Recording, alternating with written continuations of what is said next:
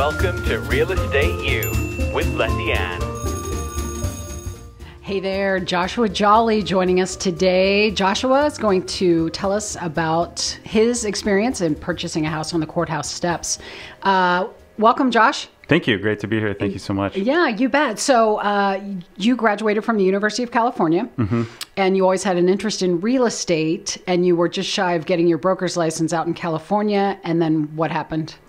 I was interested in real estate, and I just kept studying, and everybody was jumping in. And so I just focused on the investment side of real estate from that point, and just did a lot of homework, took a lot of classes.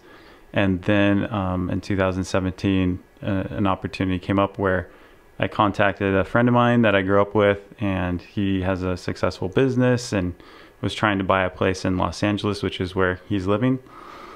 And he was getting outbid by like 100,000, 200,000, some crazy numbers out there with real estate these days. And so I said, hey, let's try this tax delinquent auction here in Kansas City. You can get houses for like, 20, 30, 50, however many thousands of dollars. You just have to have cash in hand. So he liked that idea. He's a business guy. And so we investigated that, looked into it.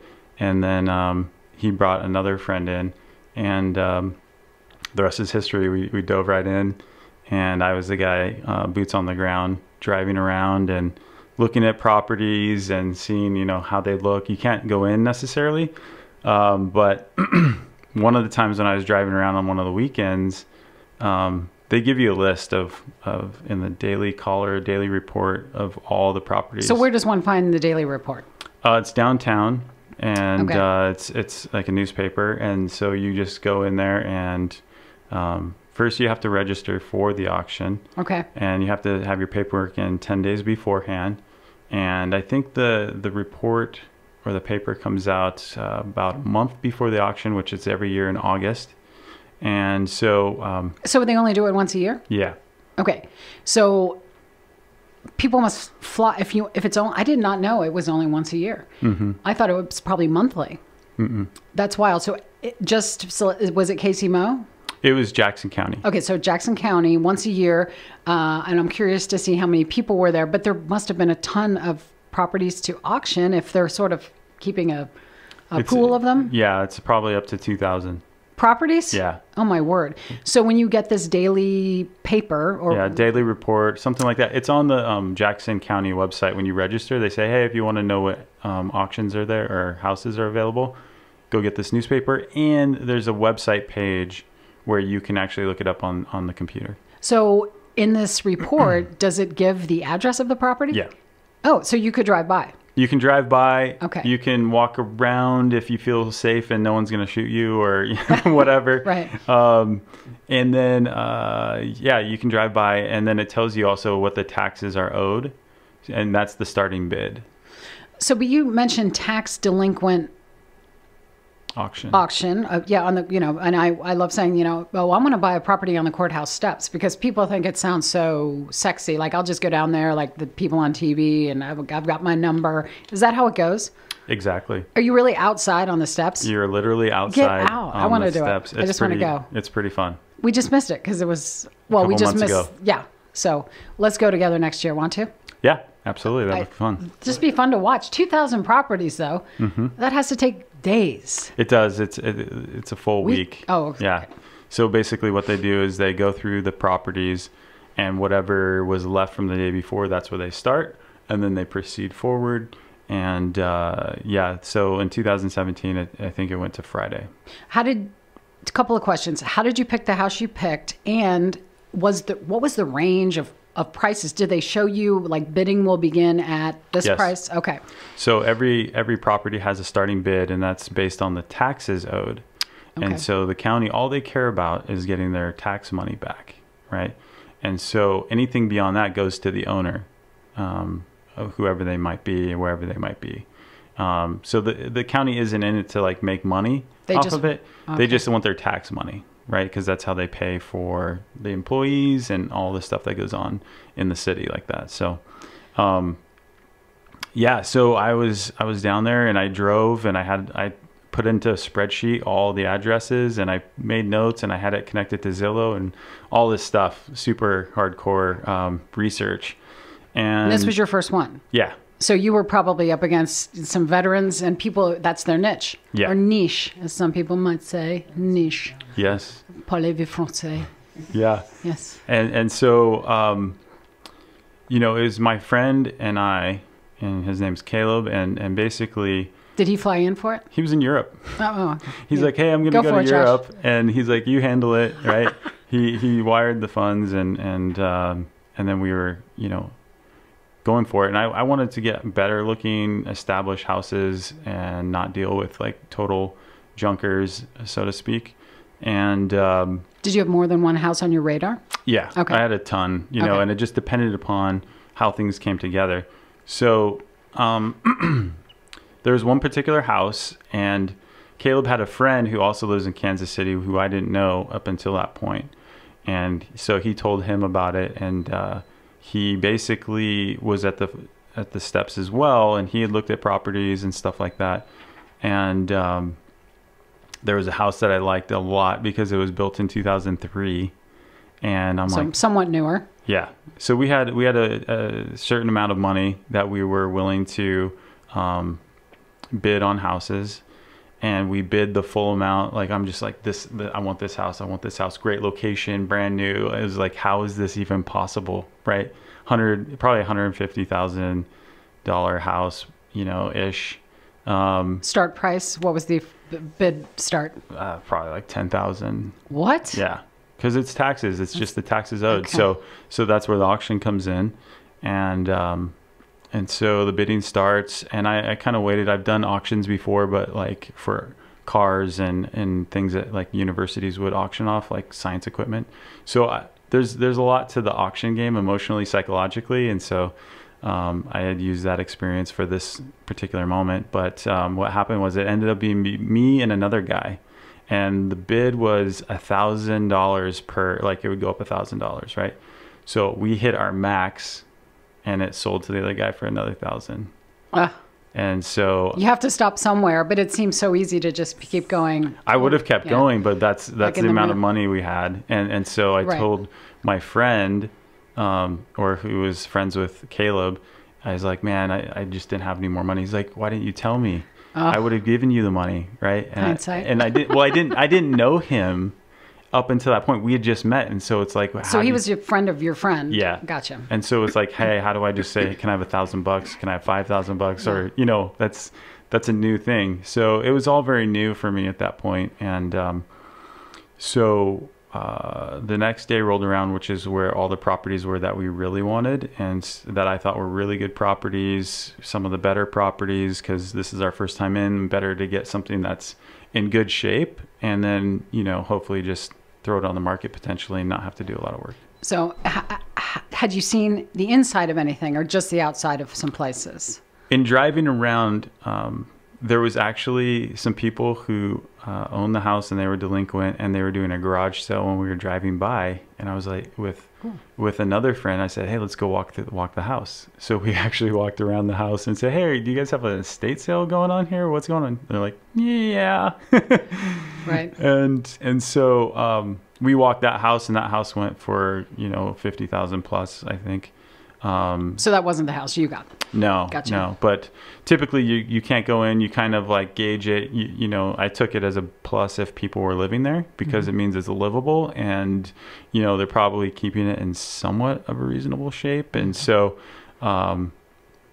that's kind of one of the indicators that I thought was like, well, at least, you know, the pipes aren't bursted, or, you know, something like that.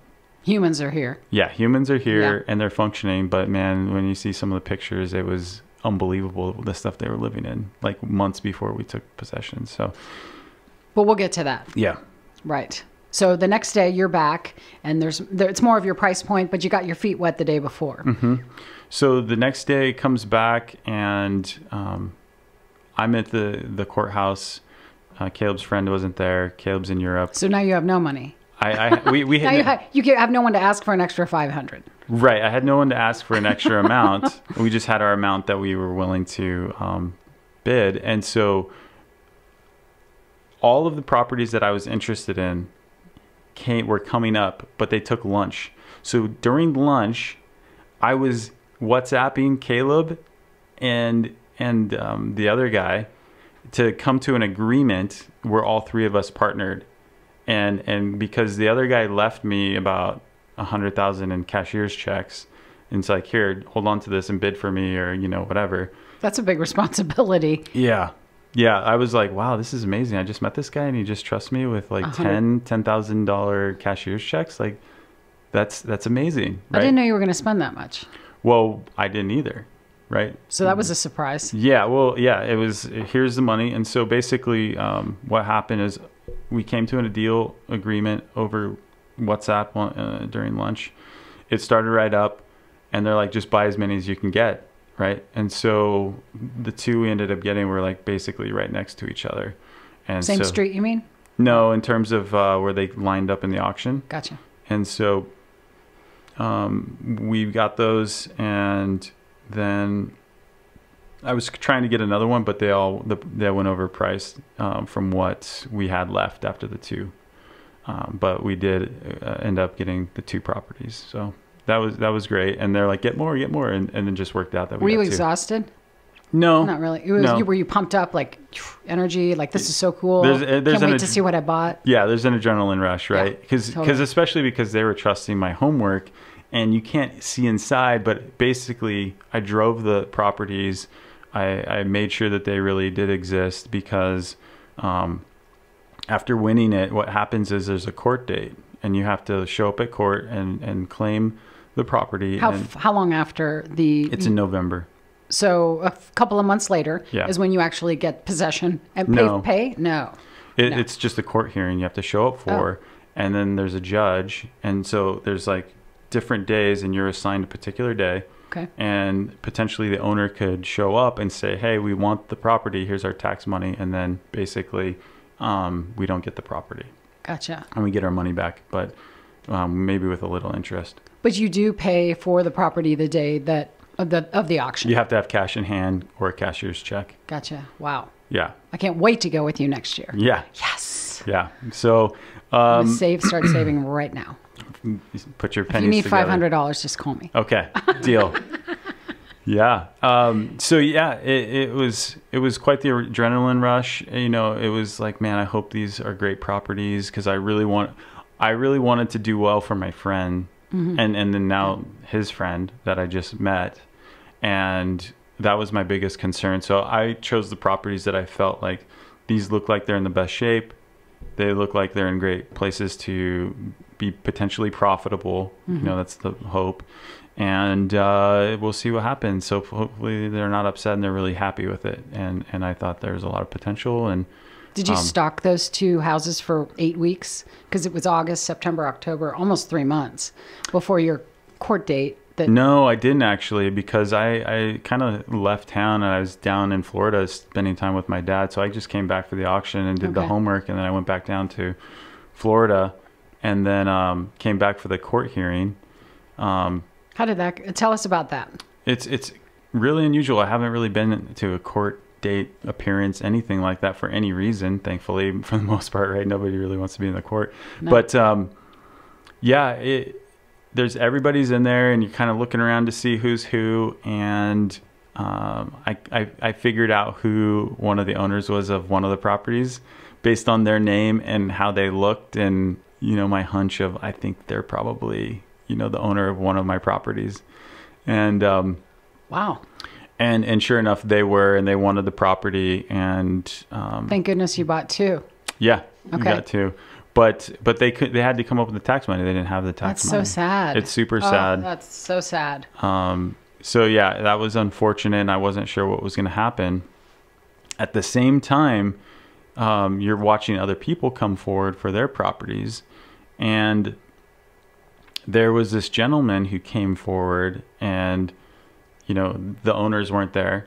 It was just him, and the judge is there, and so basically the judge is like, oh, the owner's not here. You're awarded this property. It sold for $48,000, and it's all yours. And the gentleman's like, sir, your honor, may I decline the purchase?